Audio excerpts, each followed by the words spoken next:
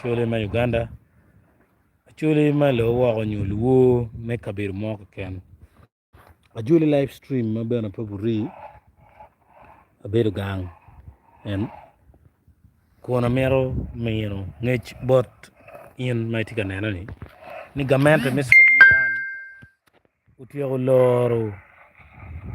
gang punyero nyu ni gang Kwan no wa kun gin makwaya yeni yen mamon luoni heat wave onyoni liero mo kar ko ngukure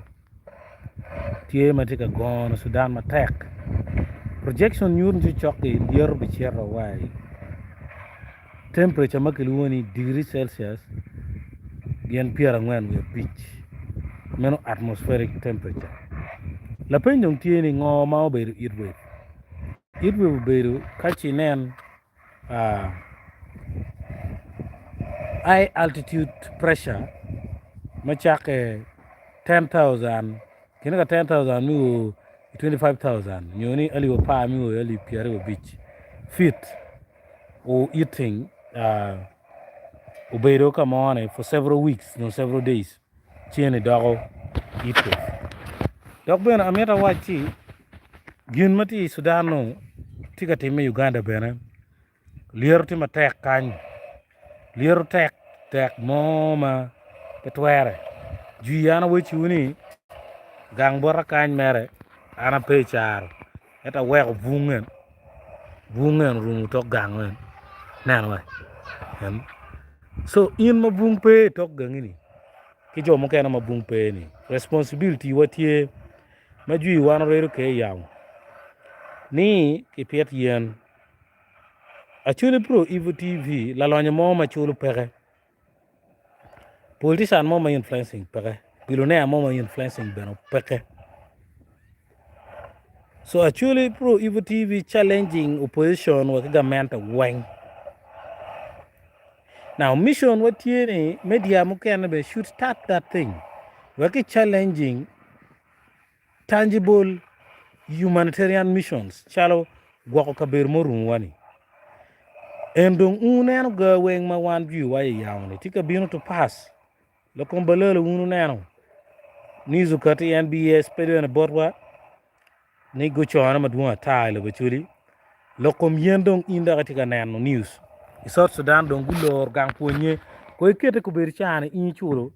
ali mia dek school mo inodan Uganda kan ali mia dek to ali mia biero den nyo chwala tin Kampala e chulo million ye chiel onyorio transport gi yupudio chide winyu ni la tien mer ko dugo kong dok gang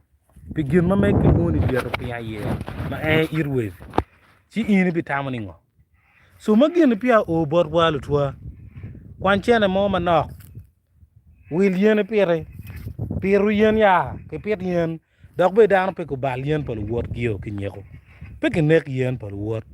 la wor pe nek yen no ai tok gangi ne ko tuki yen traditional trees mo chala en yen mo ma traditional agini you need to make sure ni iko yen enunio until you are ready to replace and tenano and yen kenen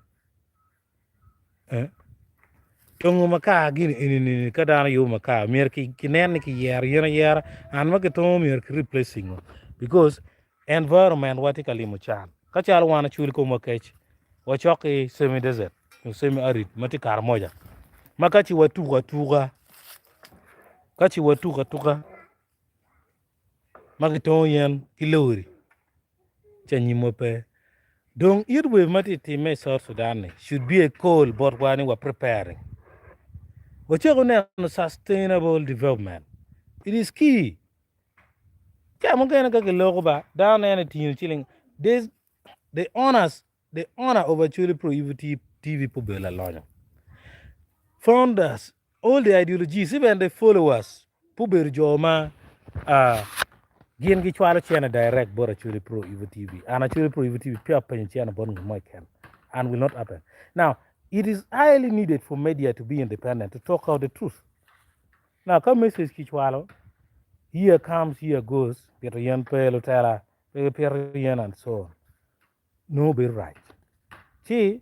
en mala time South Sudan ni o we ko be le yab wangwa a chuli mati South Sudan pa jok Magui County. Now it is your responsibility now. Mina ni ulwenyo wek gang ki kanyo ben mabe. Bino keri o wenchi bul kanyo area ngom romo kanyo wek lo wek ben mabe. Ana puyu mo na ma pia tere. Daga abi pon loyo kachi ni mo un ubi keto lega nanyo ko nani teach. Afoyo.